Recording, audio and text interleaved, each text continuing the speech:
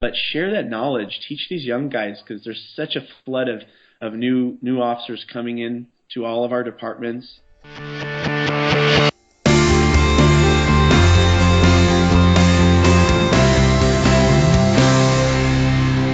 Hey everybody, welcome back to The Squad Room. If this is your first time joining us, thanks for being here. The Squad Room is the only podcast about health and fitness specifically for law enforcement officers and first responders.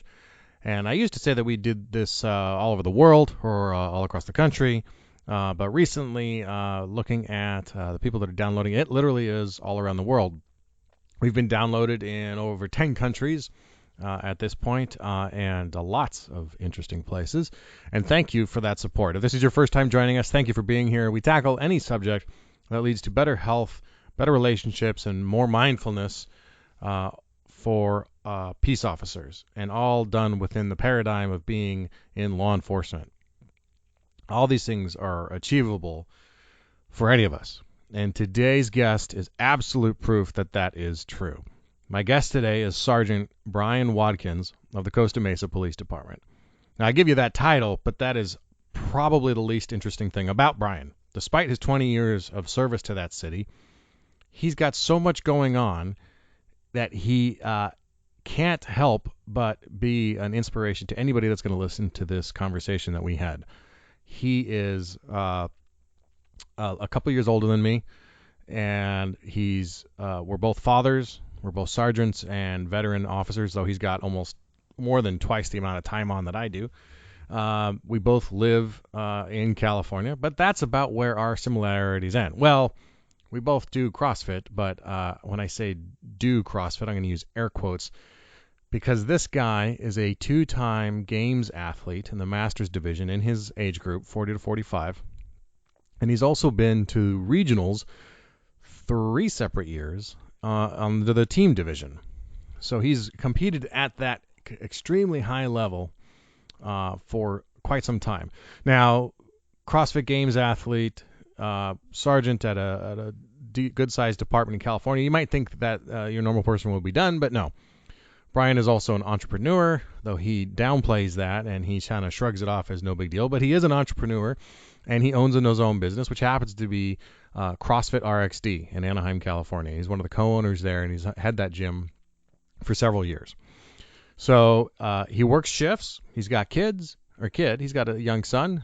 He's got a relationship with his wife. He continues to exceed at a high athletic level, and he's in his mid-40s. So it was a great conversation about how do you achieve that. And what my big takeaways was that Bryan, it's not that big a deal. He just has designed his life, and I think that's probably the key, is lifestyle design, so that when he so that his decisions are kind of made for him, meaning so he just kind of eats clean, and then he doesn't have to worry about his meal prep because his meal prep are his leftovers. And he doesn't sweat about not getting to the gym every day because he knows that he's got other obligations. And when he does get to the gym, there's no doubt that he goes hard, and he's got a couple hours, and he's got the support of his wife, and we'll talk about all those things. But Bryan was someone who, though he did high school sports, wasn't the gung-ho hardcore athlete that a lot of the successful or high-level CrossFitters were. So many of these guys and gals left college sports at a high level and were looking for something different, and then succeeded when they found CrossFit. Bryan's motivation was much like my motivation. It was the exact same motivation, actually. He, after experiencing a couple years of good fitness after the academy, started to put on weight and started to get a little bit sluggish and lazy, like so many of us, myself included, do.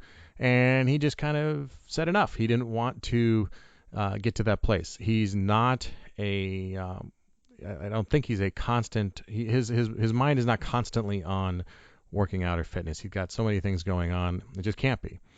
So to see a guy who and I mean this as a compliment, normal. He's a normal guy with normal obligations, normal stressors of life, and he just kind of ends up designing his life in a way that makes him compete at that level, and with that level of fitness is pretty inspirational. So No doubt Bryan's an inspiring guy.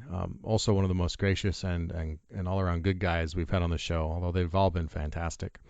So excited for you guys to hear directly from Bryan about his routines, his outlook, and what's important to him. It's a great conversation, and we hope you enjoy it. Also, while we have you, before we get to Bryan, go to thesquadroom.net and sign up for the newsletter. You'll get first information, or you'll be the first one notified when a new episode comes out. And we're getting better about making sure that that's the case. And a lot of exciting stuff coming up for the show, and a couple future episodes. You'll be hopefully seeing some changes. I've had some amazing conversations over the last 2 weeks that I can't wait to bring to you. So all good things. If you ever want to reach out, squadroompodcast@gmail.com, and of course Twitter and Instagram also at the Squadroom. All right, so here we go. Here's Bryan. All right, Bryan, thank you for being on the Squadroom. My pleasure. Thanks for having me, Gary. Yeah, this is I shot you an email a long time ago, and you were one of the first people I knew about that I thought when I started this I wanted to have on. Oh, wow. Not to sound like a stalker, but you've got a lot of the same.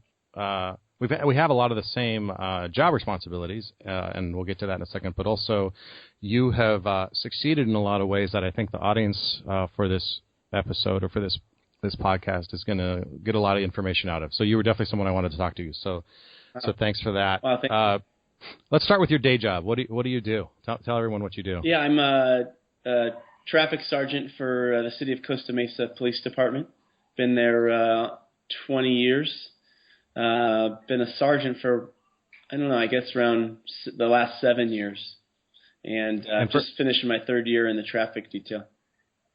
And for people who don't know where Costa Mesa is, can you give a little background on the size of the city or the size of the department? Sure. Well, we're located in Orange County, California. Probably nearest cities that people know about would be like Newport Beach, Huntington Beach. We're just inland from Newport. 16 square miles, got a population, probably 150,000 people or something like that. How many officers do you have? Well, it's smaller these days. Yeah, we've our agency, like a lot of agencies, has had some struggles in the last time. Ours, have been highly publicized, at least in this area, and we've, I think, at the top, probably, maybe 10 years ago, we had 160 officers, really robust details. And over the last years, due to numerous things, including kind of like, I guess, the city political climate, we're down to, at one point we were at 100 able bodies, so we were down nearly a third of our sworn bodies. So we're slowly building back. I mean, I'm in charge of our traffic detail, which also includes our parking enforcement and our animal control. And currently we have 3 traffic officers, meaning for accident investigations and enforcement. At one time we had 18. So that just tells you how small we've really shrunk those areas. So wow, you guys are. Yeah, we're the same way. My department, I'm a sheriff's department, of course, but we don't have deputies in the jail. We have custody deputies there, but so you go straight to patrol. But we had, I think when I started, we had over 340 deputies, and we're down well under 300. I think close to 250 now. Yeah, it's pretty brutal. It's a challenge, but I think a lot of agencies are facing that, unfortunately. Yeah. So that's your day job. We've established you're a cop, just like me and the vast majority of the people that listen to this show. What is your, I don't want to call it a side gig because it's a full-time job in itself, but what else do you do? I'm one of the owners of CrossFit RXD. We're in Anaheim, California, and we've been in business for 5+ years. Currently got about 225 members. So we've got a nice business going on that I really enjoy.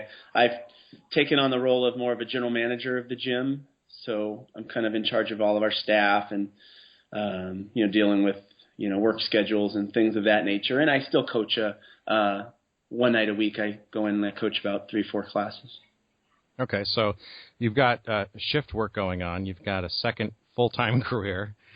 You have kids, right? You're a father? I have a little 4-year-old boy that we were lucky enough to adopt. And we're just so blessed to have him in our life, especially as I'm 43, so we have a 4-year-old. And then just training to be, a CrossFit athlete myself. Right. So that's my next question is, you have a really impressive resume when it comes to the games and regionals and that, and being a master's athlete and a team athlete. I don't want to get your resume wrong. Can you tell everybody what your history is with competition? Well, let's see. I've competed in every regional since 2010.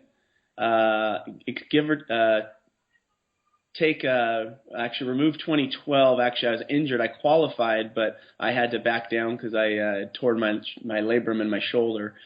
So 2010 individual regional athlete, 11 regional athlete, 12 qualified, but again I was out injured. 13. Let's see what happened. 13. I'm sorry, I'm getting all these numbers confused now. 13 games. I went to the games as a master's athlete. In 13, 14, I went to the games as a master's athlete. I also competed on our regional teams both those years as well, in 13 and 14 at our regional. And then 14, I was really fortunate enough. I podiumed and took third place at the CrossFit Games as a master's athlete. Most recently this year, I had a really good year of 2015 going for me. I competed in OC Throwdown. I took third at Wadapalooza in the Masters division, and I finished the Open in fourth place worldwide. But we had some family issues. My dad has cancer, and it kind of came up. The whole thing kind of, I guess, the tidal wave came right around that time, and I just knew that I just couldn't, train and put the time and energy in that would be needed to, not only qualify but train for the games. So I stepped down right after the Open. And I actually still competed on our team that year though. But for me, I don't know. It's team is pretty. It's a little more relaxed. It takes a lot of training still, but it's not as much, I guess, mental energy that goes into being on a team. So those 2 years, you did the team and individual at the same time. Yeah. So 13, 14, and 15 was all. I was on regional teams and then also doing individual stuff. So what's your plan for 2016? Have you thought about that yet? I don't know. To be honest with you, it was really kind of nice to have a summer off. It's really hard when you go to the games and, that sounds stupid, I guess, because so many people, that's their dream to go and do that. And it was mine, and it's an amazing accomplishment. But it's funny, after regionals ends and all your training teammates that were on your team together, that ends, they all stop kind of training so intently. And you still have like almost May, June, July, you almost have 2.5, 3 months of training that you're just doing by yourself, day in and day out, and just so focused on that. It's really tiresome, and it takes a lot of energy and a lot away from your family. So it was a nice break this year, even though the reason for it was because of my dad, but we still were able to, it was still nice to, have some time with family. We went on a vacation with my dad. We took him to Hawaii during that time, which I wouldn't have been able to do, and just kind of slowed down a bit. Took some. Sometimes when things happen in your family, you just got to look at things and kind of reprioritize some things. Yeah, absolutely. You got to.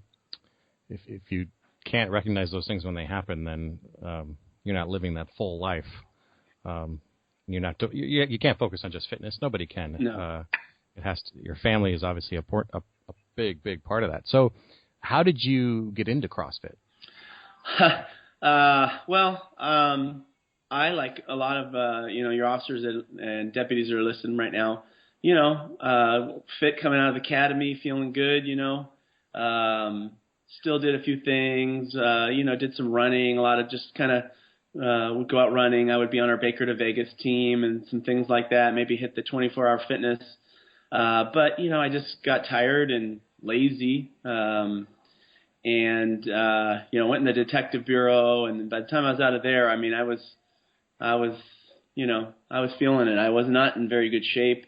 And my wife, she was going to the gym like 2 hours a night doing spin classes and stuff at the 24-hour. And then her friend got her to go to the CrossFit class with her at a local place, a local box. And she said, I think you really like this. It's really, has a competitive atmosphere. And I was a former wrestler.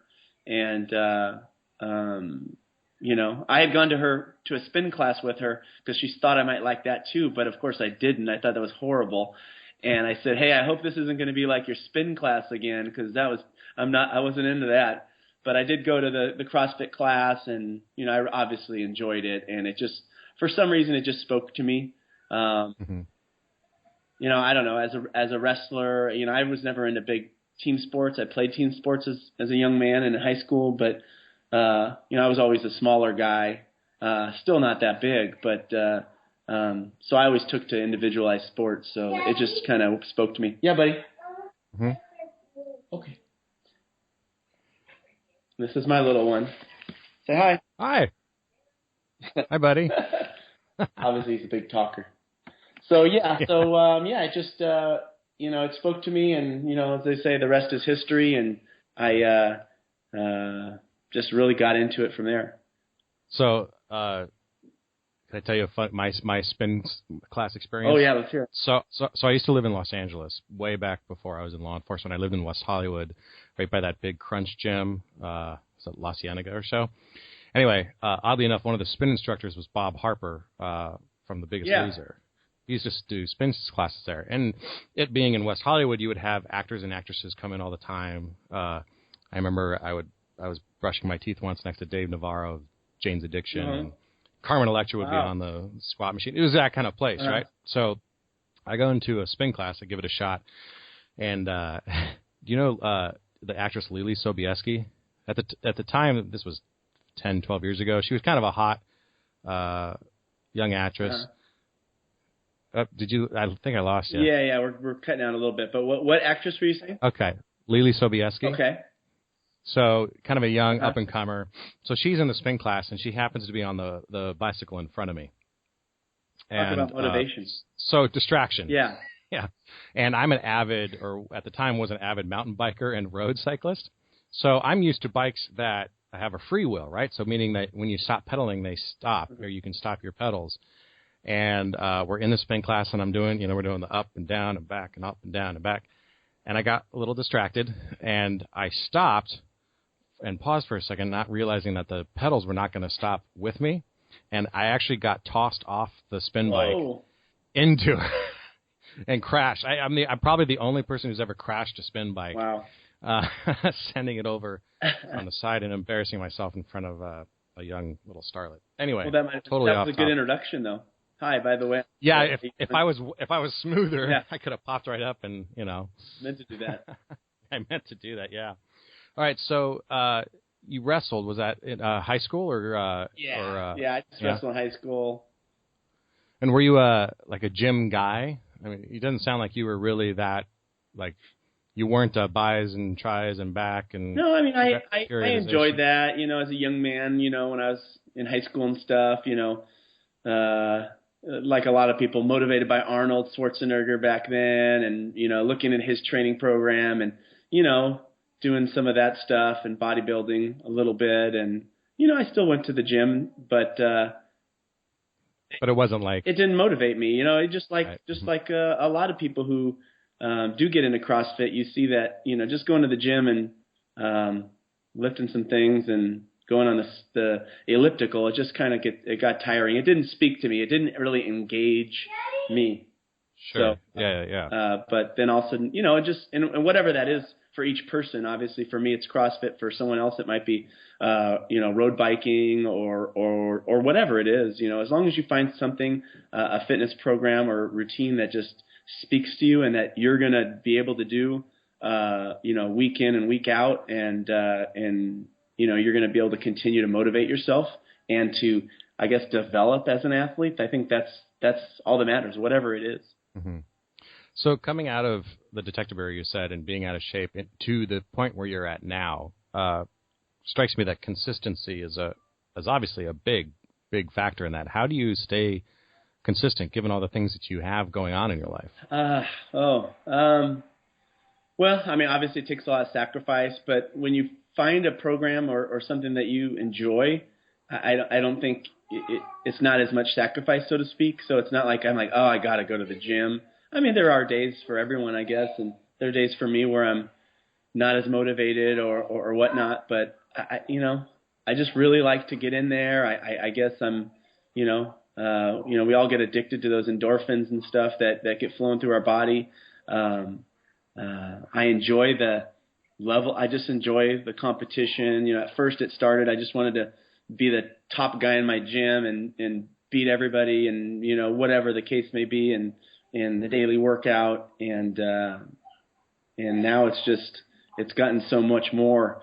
And so especially as a business owner as well, I just feel like I feel that's a pressure there as well, because I feel like I'm kind of the face of our gym in the competitive realm, at least. So, I don't know. I feel like I would let people down if I just kind of just walked away from it, or I let myself fall apart or people, I never thought about this or did it for this reason, but just like yourself, it's like, pretty amazing when people, reach out to you that you don't know and, seek motivation or find motivation in myself, and the things that I've done. So that makes me feel really good, and motivating our clients to be competitive, or whether that's outside the gym or just inside the gym, and reach their personal goals. That's a sense of accomplishment for myself. So there's a lot of different factors that keep me going.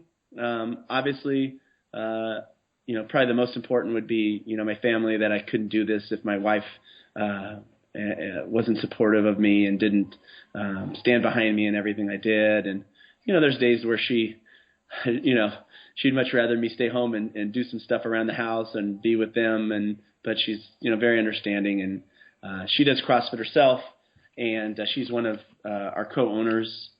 So she enjoys it as well. So I don't think I could ever do this if my wife wasn't an avid CrossFitter by any stretch of the word.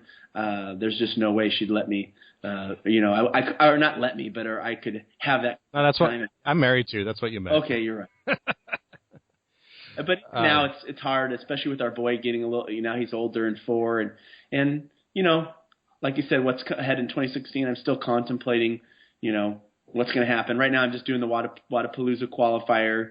I'm not sure if I'll go to Miami or not. Even if I do qualify, I haven't decided just yet. I'll make that decision later. But it's just a nice little test to see, kind of where I'm at and stuff. And so we'll see. But, when your son's getting older, you've got kids yourself, Garrett. So when they get into sports and stuff, my son does Taekwondo right now, and we want to do T-ball. So it's like, I don't know. I don't want to miss things. So I've got to figure out how I'm going to balance things, and how I do that. I don't know. I don't know. I don't know if any of us know when it comes to the kids and all of that. You just do, man. Figure it out alone. You really just do it. And, and a lot of people ask me, how do you balance all these things? Like, how do you do a gym and work and your family and stuff? And I don't know. You just find a way. You just have to be pretty darn organized. And, I've got to, that when I have a routine, it works really cool because my family knows what to expect, and they know when I'm at the gym and when I'm not at the gym. It's when things change, like last week my son was sick, so that throws everything off, of course. And when other things come up that throw off your schedule, that's when you're like, our whole routine got screwed up this week, and it kind of throws things, makes things a little chaotic. But I like to have that routine, and I know these are the nights I go to the gym. These are the nights, I'm with my family, and this, this is what I got to do here and there. So you really treat, you kind of, it sounds like you schedule everything, and then you kind of anticipate out the family and you can anticipate what's to be expected. Yeah, and I mean, my job's I'm pretty lucky with my job, and we work 4/10s, so I got Saturdays, Sundays, and Mondays off. So Mondays I coach and I train at the gym. Tuesdays I usually go into work late. I have a kind of flex my day that start a little bit later that day because I got to take my son to school, and then usually I'm at the gym, Wednesdays, Fridays, and then on Saturday mornings I go in with my wife. So I'm only getting in 4 days. I mean, when I was training hard for the games, it was 5 days. But right now I'm actually finding some nice balance. And one thing I've learned actually in last several years is that overtraining is not good. I mean, training too much is worse than I think not training enough. Because the last few years, especially going to the games, I was overtraining. I was hurting myself in training, and each year I limped into the games with some kind of an injury bothering me just from doing it too much. And last year, even though I didn't go to the games, one of my fellow owners, he programmed for me, and he was really conscious of that since he was in-house. He knew me. He knows me obviously very well. And that was one of the things that we really focused on was, hey, this hurts, or this is bothering me. Okay, well, let's not do that, or let's change that, or let's take an extra day off. And then last year I had my best open finish at 4th. So, there's something to be said for that. You got to let your body, recover, and you've got to especially once you become, you kind of hit that 40 wall, so to speak, you got to, be careful, be cognizant of that and give yourself a little more recovery. So that's interesting because I guess I just assumed you were doing 2 or 3 a days in preparation for the games. You're and every day or 6 days a week. You're really not doing that. Impossible. You can't sustain that. I mean, to be honest, if I didn't have a job, yeah, sure, I could train. I'd train 5 days a week, 2 sessions a day, and and obviously I'd probably either kill myself or I'd be even in better shape and stronger. But let's be real. I mean, who can do that? I mean, besides, professional athletes. I mean, yeah. And I think that's what everyone has to realize. Hey, we're not professional athletes necessarily. We have other responsibilities, and we've got to take care of our priorities first. Take care of family. Then I got to make sure I take care of that job because that takes care of my family.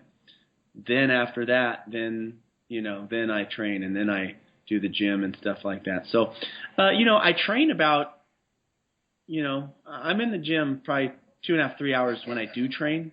So, I get a lot in, but, I do take those, only doing that 4 days a week. So what was the decision like to open your own box? You found CrossFit and you got into it that way, and then that's a big leap to become an affiliate. Well, I'm a pretty conservative guy, and I wouldn't have done it, and I didn't do it. Actually, I was at our old gym, and my partner now, he's also in law enforcement up here, and he said, we kind of outgrew our gym. I went on to my first regional, and I was training myself at the time, and I only had like a year of CrossFit under my belt. I really was kind of figuring it out, as we all were back in the day, back in 2009, when it just was starting. No one knew what the hell they were doing for the most part. We were all kind of finding our way, and me and him were just training together. We weren't getting any coaching from the gym at the time because we had kind of advanced past that. So he said, hey, I'm going to go open my own gym. And I said, well, you're crazy. What are you thinking? You've got a new baby and you're in police work. When are you going to have time to run a business? Just like a lot of people say. He said, well, I'm going to go do it anyways. And I said, have fun. And I really didn't take that leap with him at the time. I was, really conservative, and he went and did that. And, of course, I ended up going over there and training with him, and just like anything else, all of a sudden I started helping him, and all of a sudden I'm doing more and more with him, and my wife's helping him and coaching, and I'm coaching at his gym now.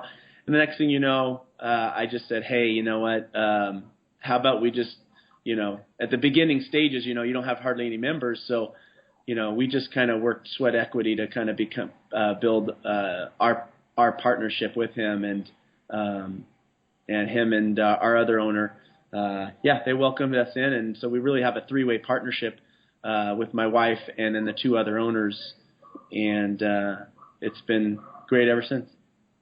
That's great.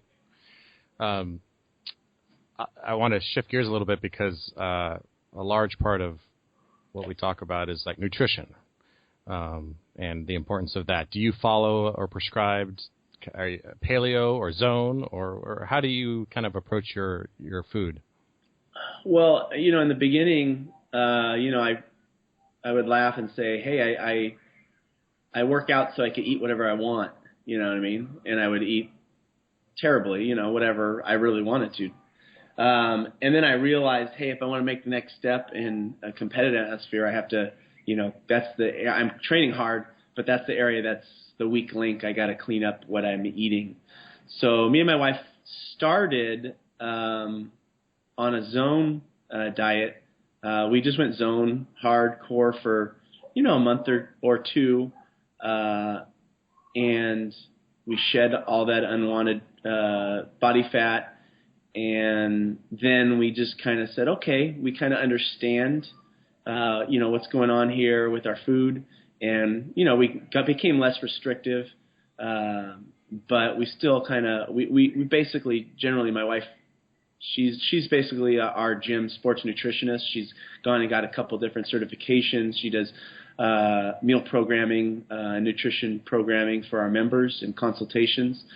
So she's kind of developed her skills in that area, and in turn, I gain the benefit of having all this wonderful food around the house to eat. I mean, I still am pretty relaxed. I mean, I'm not hardcore about anything, so to speak.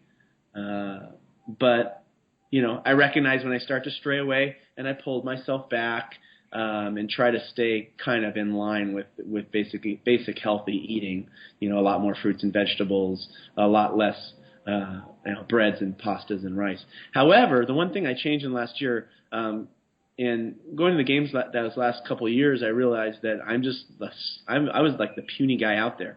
I was always the smallest guy. I went into probably 13 and 14 games weighing 165 pounds. I'm not that tall. I'm like 5'9", so it's a pretty lean body composition for me. And I struggle. I don't do well at the tests of strength. Obviously, when you weigh 165, you got to have mass to move mass. So one of the things last year is I kind of talked with my wife a little bit and did some reading and kind of decided I wanted to gain a little body weight and have it be the right kind of body weight muscle. So change my diet a little bit where I'm eating a lot more. After big training sessions, I eat a lot more rice and potatoes and meat. So, generally after a big training session, I'll literally have half my plate's rice or sweet potatoes, and then the other half's just meat and protein. So kind of loosened up that realm, eating a lot more of kind of those carbohydrates, and I'm up to like 180 pounds now, so it's worked. So basically in less than a year, I've gained 15 pounds now. It makes pull-ups a lot harder and bodyweight stuff a little bit harder, but I'm feeling a lot stronger, so it's nice. Wow. Do you prep meals to take to work, or what's your diet or meal situation when you're working? Because that's tough. Yeah, no, it totally is, especially shift work. Luckily, I'm in the office a lot. I'm the only traffic sergeant, so I'm reviewing all the traffic reports for our entire department, all the DUIs, all the accident investigation reports for the entire department. So I'm in there in the office quite a bit. So it's nice. I'm able to bring my lunches quite a bit. I'm having I eat a lot of leftovers from the healthy meals my wife's making. And she does a lot of meal prep. So a lot of hard-boiled eggs in the morning and steel-cut oats for breakfast, with fruit, and then in the afternoon I'm just, for lunch I'm just eating, a lot of the things that she's packing. So, I pack my own lunch, but that she's made. She does a lot of food prep during the week because she likes to bring. She coaches our gym in the morning, so she'll bring a lot of food and bring her own meal prep. So I just kind of jump on that and eat whatever she's prepping. What about supplements or some of the other things that a lot of people are taking or trying to take? Do you have anything that's part of your regimen? I probably over supplement a little bit. I know a healthy diet's going to cover most of that stuff, but I truly believe in fish oil. First off, for anyone, I just take a multivitamin every day. I take my fish oil morning and night. I probably over fish oil, to be honest with you.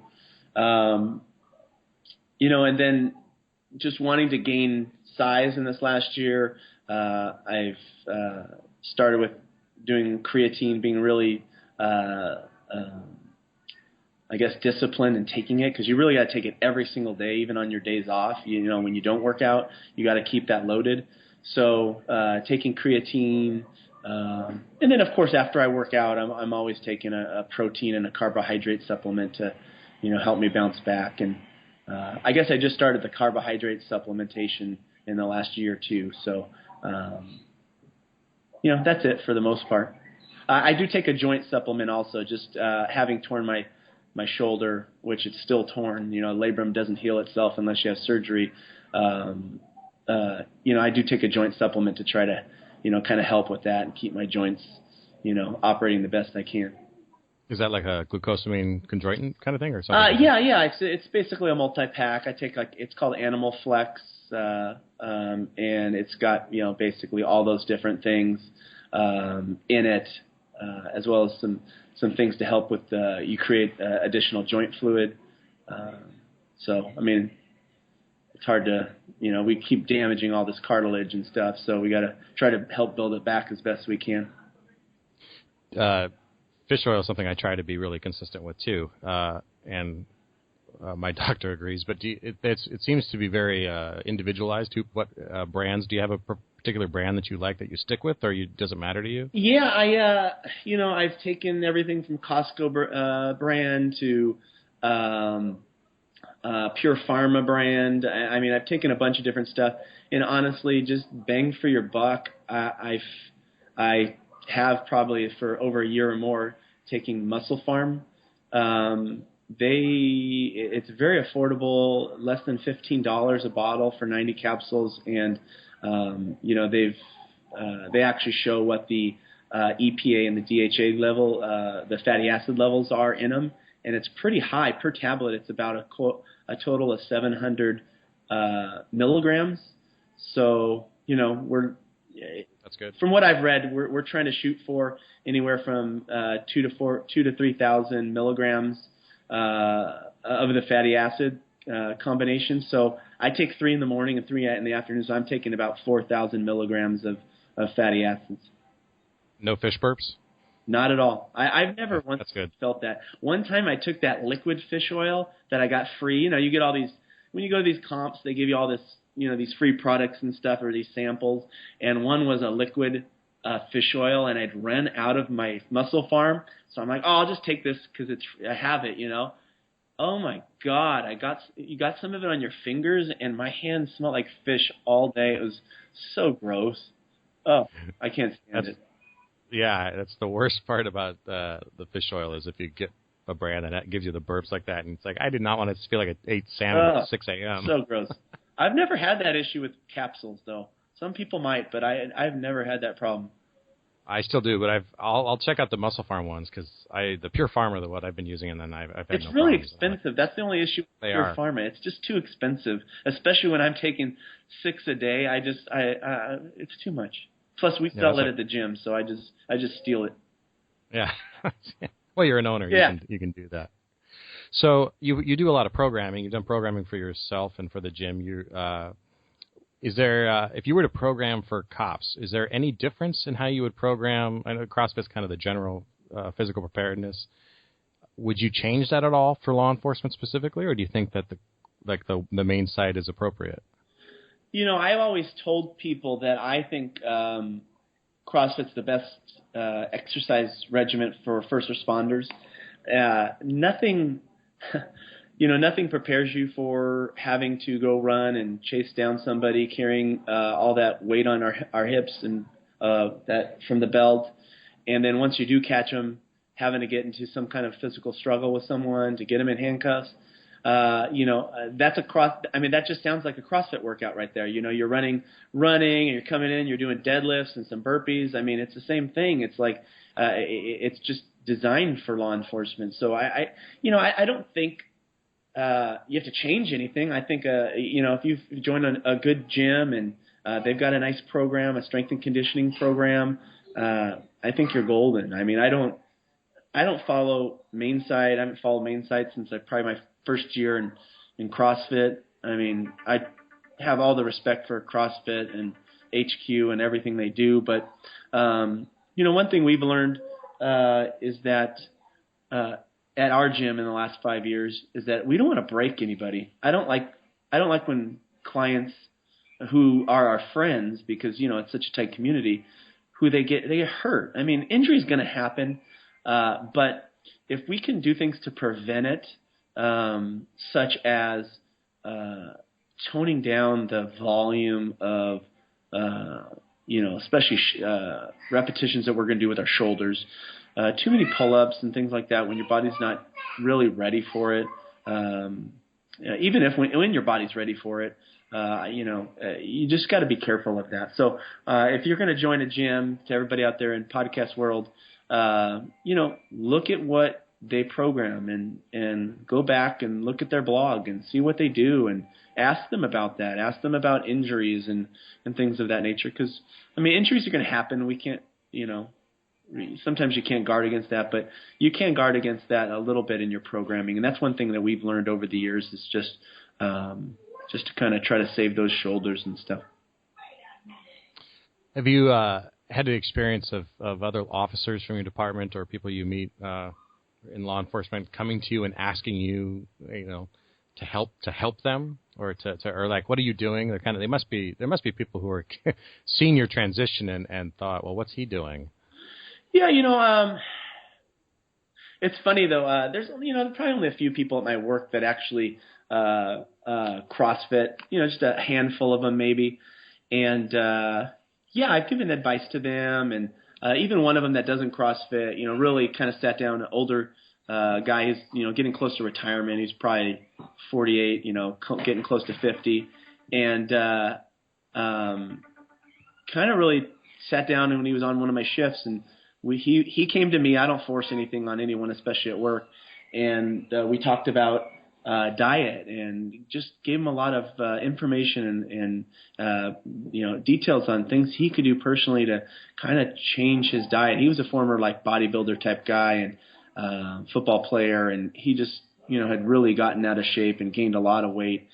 And he followed through. The guy lost 40 pounds and just really, it was amazing. It was like a total transformation, and I was really proud of him. It wasn't nothing necessarily that I did. I just gave him the information. He did it all, and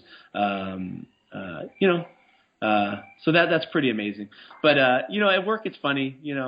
I won the CrossFit, or podium at the CrossFit Games in 2014.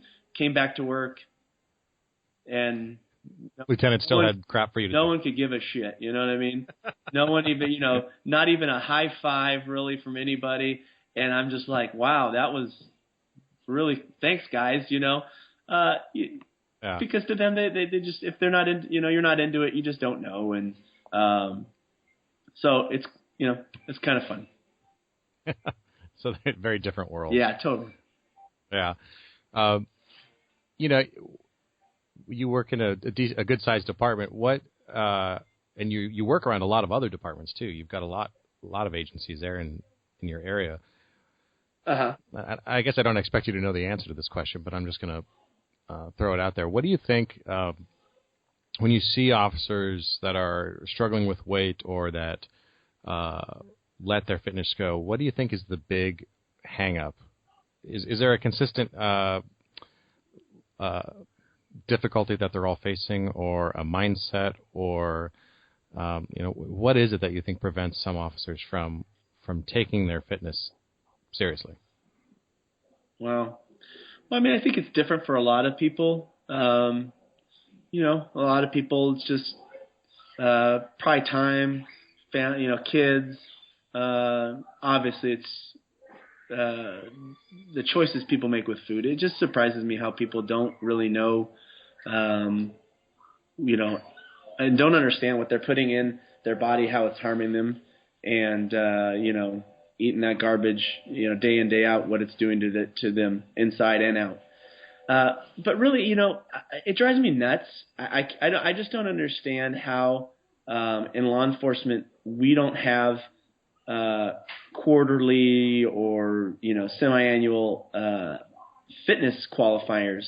There has to be. I mean, fire department does it. I don't understand how the fire department can have fitness requirements for their profession as first responders, yet we can just get fat and lazy and not require it. It doesn't make any sense to me.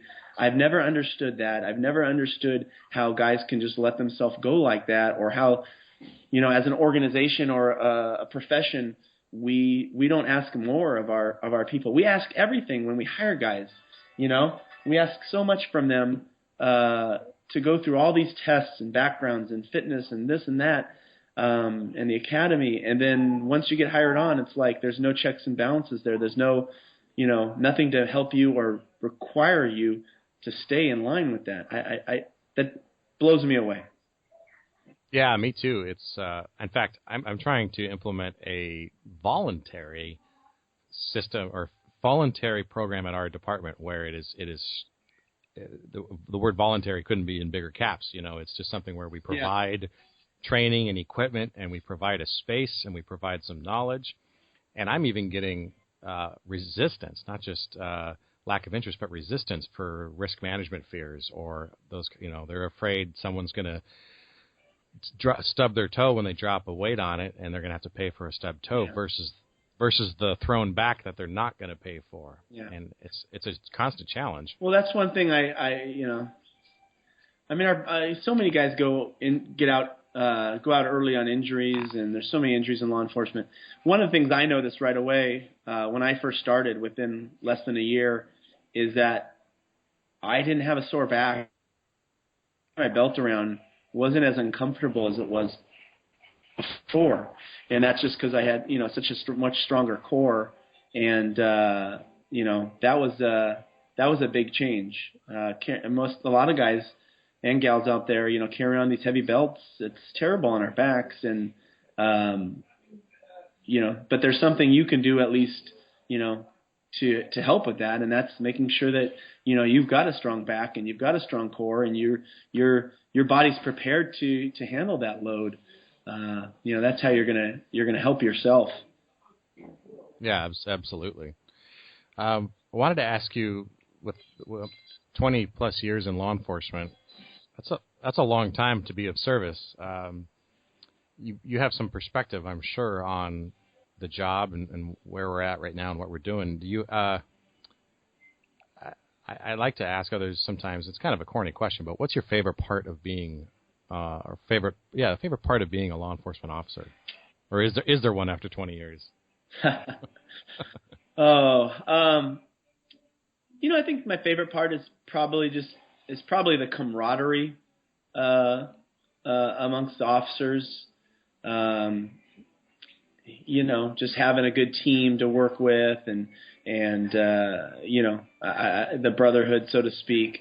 Obviously, I enjoy. I'm in this profession because I want to help people, and that's always wonderful to help people and get a sense of accomplishment there. I mean, I wouldn't do it for any other reason, but probably the highlight would be just that camaraderie and that brotherhood of working with the other officers. Something that is paralleled in your gym, right? Yeah, I mean, any CrossFit gym has that community you talked about a little bit ago. Of course. Of people and friends, and I find those two to be very, very similar. Yeah, I supportive. Definitely. Yeah, I mean, the gym community is amazing, and I take so much pleasure from that. And then, and you talked about it as a job, my gym as a job. It's really, we've been fortunate enough, because it's our second job for me and the other owner. It's kind of like our boys' club, so to speak. It's really just it's a labor of love, and it's not work. It's just something that we really enjoy and we get so much joy out of. And I want our gym to not only look good and have all the newest equipment because I want to use it, and so because I take such pride in our place and our programming, and I just want to make it the best place. I want the time that our members have to be the best hour of their day is when they come into our gym. Excellent. So you're a supervisor, you're a sergeant, right? So you run a squad of people, and another question I like to ask other supervisors or sergeants or anyone with time on, what information? We have some people who listen to the show who aren't in law enforcement yet, but who are anticipating a career, right? And some of those people are real young and just starting. Some of those people are looking for a second career. What information would you or do you give to that rookie officer? Is there anything you would say to someone who's just starting out and comes to you and says, what do I need to know? I'm going to be you in 20 years. What do I need to know?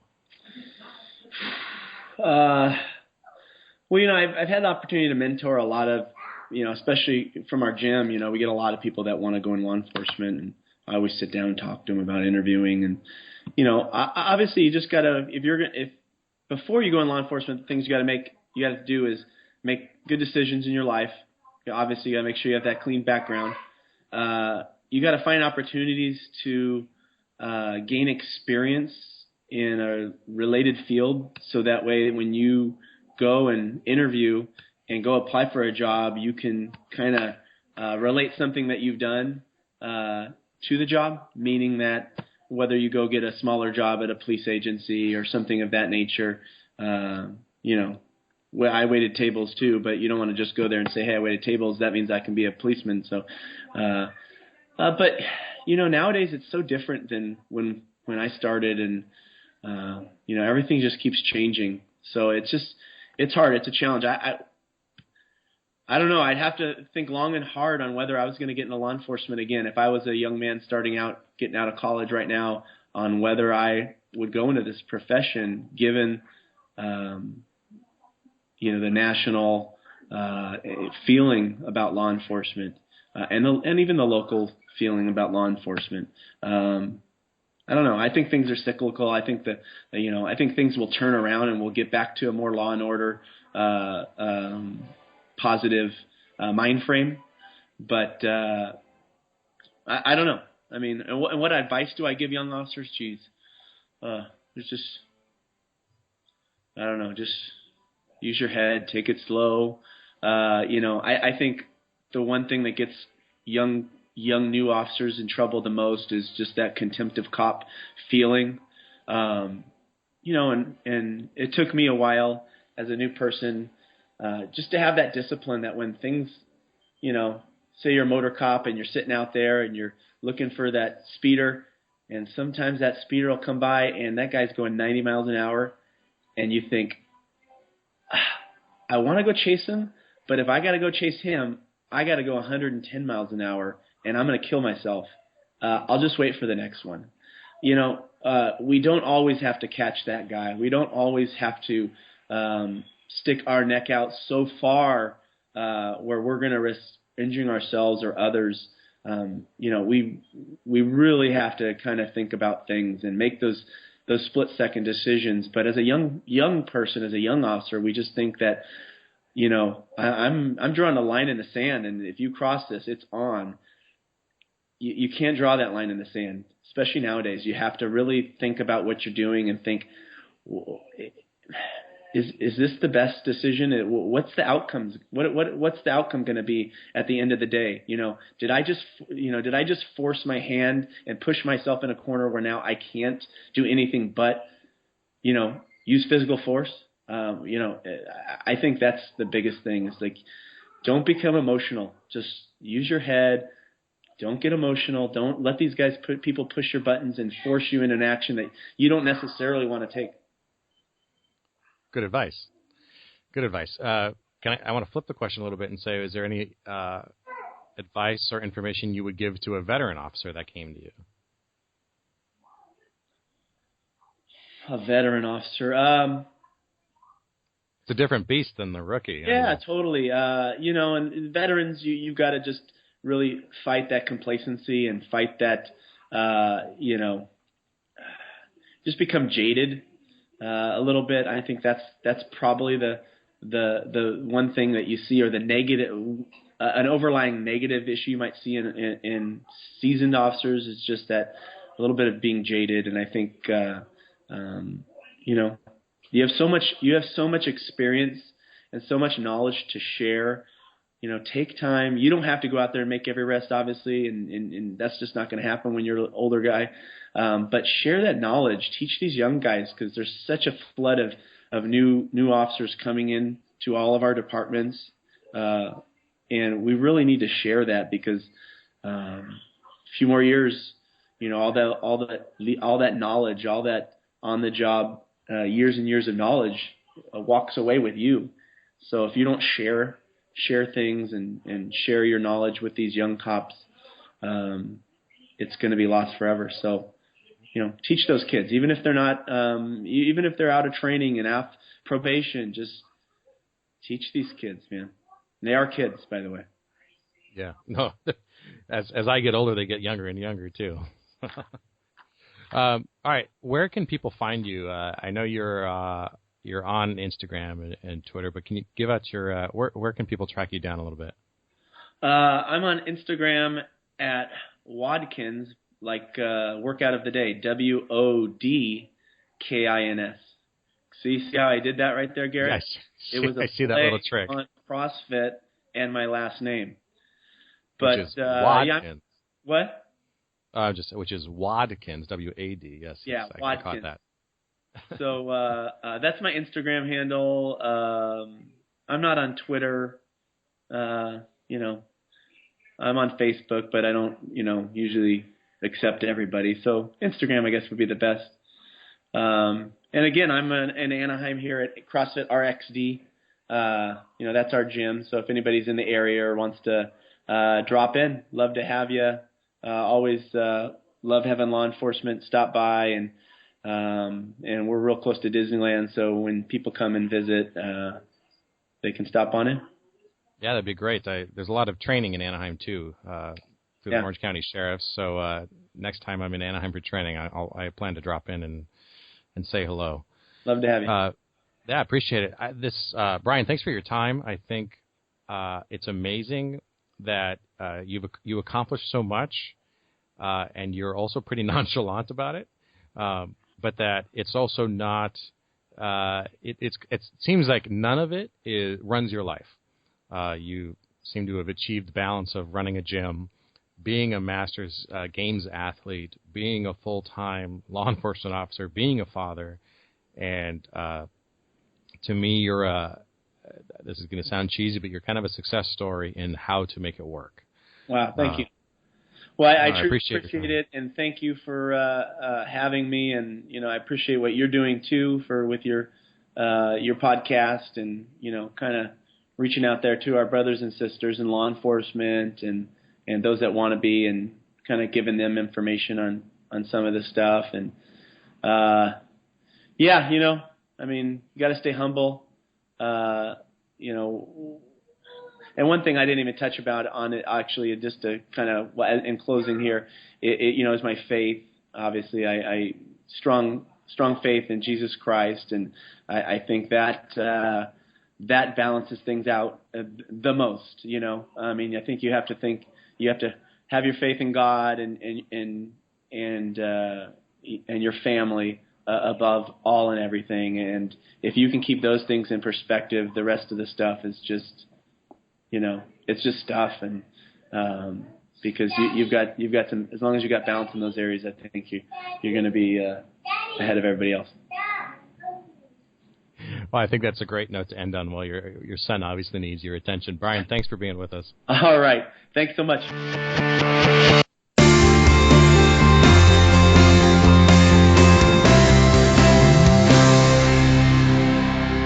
All right, everybody. That was Bryan Wadkins of Costa Mesa PD, CrossFit RXD, all around good guy, all around fitness phenom. I don't know. He'd probably cringe when he hears me say that.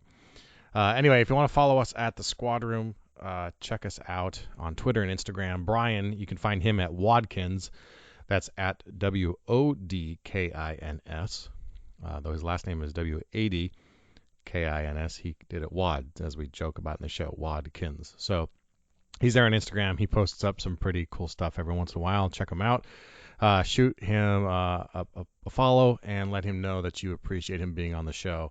If you have conversations you want to have with me, would love to have those, or inspirational messages or ideas for guests or whatever it is, shoot me an email, squadroompodcast@gmail.com. We'll be back in 2 weeks with another great episode, and we'll see you then. Take care and take care of each other. Stay safe.